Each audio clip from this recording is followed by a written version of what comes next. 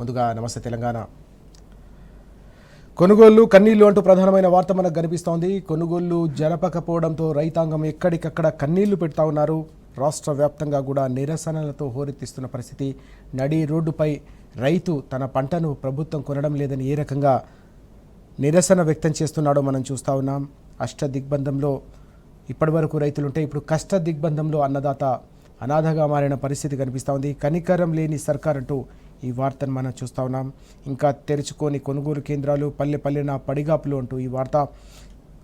అష్ట కష్టాల కూర్చి పంటను పండిస్తే చివరికి దానికి కొనే దిక్కు లేకపోవడంతో రైతు పూర్తిగా అగమ్య గోచరంగా రైతు పరిస్థితి నెలకొంది. మరోవైపు చెడగొట్టు వానలు తమ పంటలను నాశనం చేస్తాయనే ఆందోళన మరోవైపు వారిని వెంటాడుతున్న సందర్భం. నాగర్ కర్నూల్ మార్కెట్లో మంగళవారం సాయంత్రం అకాల వర్షం కురిసింది. అక్కడ వర్షానికి పూర్తిగా మక్కలను కాపాడుకోలేక రైతులు తీవ్రస్థాయిలో తంటాలు పడ్డ పరిస్థితి. వర్షానికి మక్కలు కొట్టుకుపోయిన దయనీయమైన సందర్భం కూడా కనిపిస్తూ ఉంది. దీంతో పాటుగా అనేక ప్రాంతాల్లో కూడా అవే పరిస్థితులు నెలకొన్నాయి. 90 లక్షల టన్నులకు గాను ఇప్పటి వరకు ప్రభుత్వం సేకరించింది కేవలం 7 లక్షల టన్నులు మాత్రమే. అంటే పరిస్థితి ఎంత దారుణంగా ఉందో అర్థం చేసుకోవచ్చని ఈ వార్త మనం చదవచ్చు. 8,500 కిలోమీటర్లకు తెరిచింది. సెంటర్లు అయితే ఉన్నాయో, కొనుగోలు కేంద్రాలు అయితే ఉంటాయో 8,500 కొనుగోలు కేంద్రాలను ఏర్పాటు చేయాల్సి ఉంటే కేవలం 6,000 మాత్రమే ఏర్పాటు చేశారు. వాటిలో కూడా అత్యధికంగా కేవలం కాగితాలకే పరిమితమయ్యాయి తప్ప వాస్తవంగా అవి పని చేయట్లేదనే అంశం కూడా కనిపిస్తూ ఉంది. మక్కలది కూడా అదే పరిస్థితి. జొన్నలు ఇప్పటి వరకు ప్రభుత్వం ఒక్క గింజ కూడా కొనకపోవడంతో జొన్న పండించిన రైతులందరూ కూడా తీవ్ర స్థాయిలో ఆందోళన ఉన్న సందర్భం కనిపిస్తుంది. కనీసం గన్ని సంచులు డీజిల్ కొరతకు కూడా తీర్చలేకపోతా ఉన్నారు. ప్రభుత్వం చేష్టలు ఉడిగి పరిస్థితిని ఏమాత్రం కూడా పట్టించుకోకపోవడంతో రైతాంగం అంతా కూడా తీవ్రస్థాయిలో కన్నెర చేస్తూ ఉన్నారు. అనేక స్థాయిల్లో ఆందోళనతో మిన్నంటుతున్న సందర్భం. గ్రామీణ ప్రాంతాలతో మొదలుకొని మార్కెట్ యార్డ్ల వరకు అన్ని చోట్ల కూడా రైతులు తీవ్రస్థాయిలో ప్రభుత్వ వైఖరిపైన మండిపడతా ఉన్నారు. దీంతో పాటుగా గత 10 ఏళ్ల కాలంలో బీఆర్ఎస్ హయాంలో ప్రభుత్వం ఏ రకంగా కొనుగోలు చేసేదనేది ప్రతి ఒక్కరు ఇప్పుడు గుర్తు చేసుకుంటున్న సందర్భం. కేసీఆర్ గారు ముందుగానే దాదాపు 6 నెలల ముందు నుంచి కూడా కొనుగోళ్లకు సంబంధించిన పటిష్టమైన కార్యాచరణ రూపొందించడం, దాన్ని అమలు చేయడం వల్లే ఎక్కడికక్కడ గన్ని బ్యాగుల నుంచి మొదలుకొని చివరి గింజ కొనే వరకు కూడా ఒక పటిష్టమైన ప్రణాళికలు అమలు చేయడంతో రైతాంగానికి ఏ రోజు ఏనాడు ఏ కష్టం కూడా రాని సందర్భం. యూరియా బస్తాల నుంచి మొదలుకొని, విత్తనాల నుంచి మొదలుకొని, చివరికి పెట్టుబడి సాయం, చివరికి అమ్మిన తర్వాత కొనుగోలు చేసిన తర్వాత వాటికి సంబంధించిన పైసలు ఎప్పటికప్పుడు రైతుల ఖాతాలో పడడం, ఇలా ప్రతి వ్యవస్థను కూడా పగడ్బందీగా ఏర్పాటు చేస్తే కాంగ్రెస్ అధికారంలోకి వచ్చిన 2.5 ఏళ్లలోనే మళ్ళీ సమైక్య రాష్ట్రంలోని సకల దరిద్రాలను, రైతాంగానికి కష్టాలను చూపిస్తూ ఉంది ప్రభుత్వం అంటూ రైతాంగంలో నెలకొన్న ఆందోళనకు సంబంధించిన సమగ్రమైన కథనం మనకు కనిపిస్తూ ఉంది. వాటికి సంబంధించిన వివరాలన్నీ కూడా మనం చూస్తూ ఉన్నాం. ఇక మరొక కీలకమైన అంశం కూడా మనకు కనిపిస్తుంది. 6వ తేదీన వరంగల్లో రైతు సభ జరగబోతోంది. బీఆర్ఎస్ వర్కింగ్ ప్రెసిడెంట్ కేటీఆర్ గారు నిన్న ఈ అంశాన్ని ప్రకటించారు.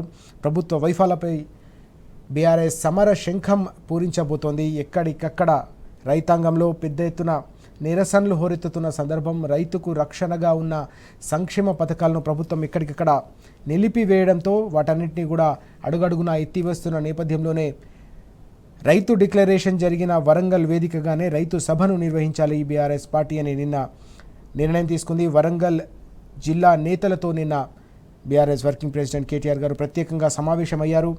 అనేక అంశాలపై లోతుగా చర్చ జరిగింది.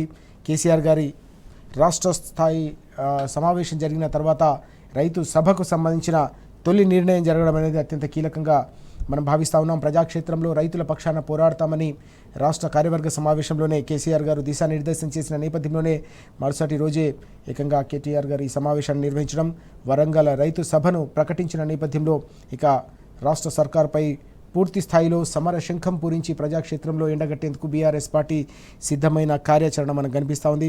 కాంగ్రెస్ వంచనను గుర్తు చేసేలా సభను నిర్వహిస్తామని కూడా కేటీఆర్ గారు వెల్లడించారు.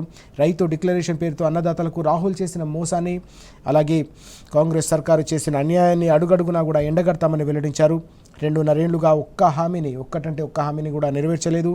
ఉమ్మడి వరంగల్ జిల్లా నాయకుల సమావేశంలో కేటీఆర్ ధ్వజమంటూ ఈ వార్త. పార్టీ బలోపేతం అలాగే సభ్యత్వ నమోదుపై కూడా దిశానిర్దేశం చేశారు. ఓవైపు తెలంగాణ పునర్నిర్మాణానికి సంబంధించిన యజ్ఞాన్ని